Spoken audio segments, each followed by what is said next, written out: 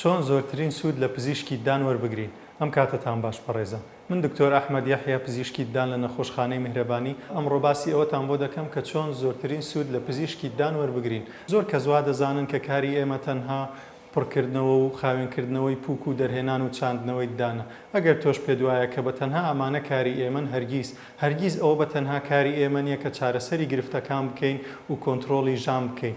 گرە ئێمە هەندێک ڕێنماییمان پێەیە کە دەکرێت ببێتە هۆی سوودی زۆر گەورە بۆ بەڕێستان لە داهاتوودا. من نمونەیەکتان بۆ دەهێنمەوە. ئەو دانەی کە ئێستا پشتگوێ خراوە و قەرار وایە دوای 2 ساڵی تر تووشی ئازارت بکە و ببێتە هۆی ئەوەی کە بە ناچاری بیتە لامان و ئێمەش بە ناچاری دانەکە دەربێنین و چاندنەوەی دانت بۆ ئەنجام بدەین.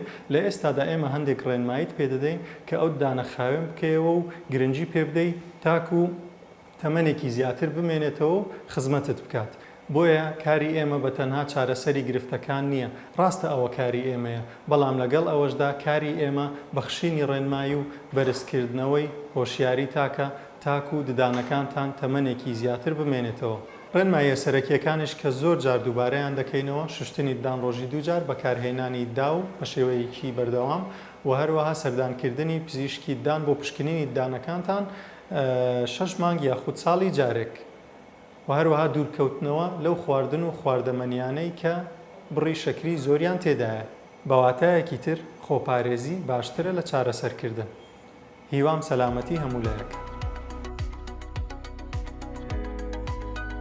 میهرەبانی، دڵسۆزی و لێزانی.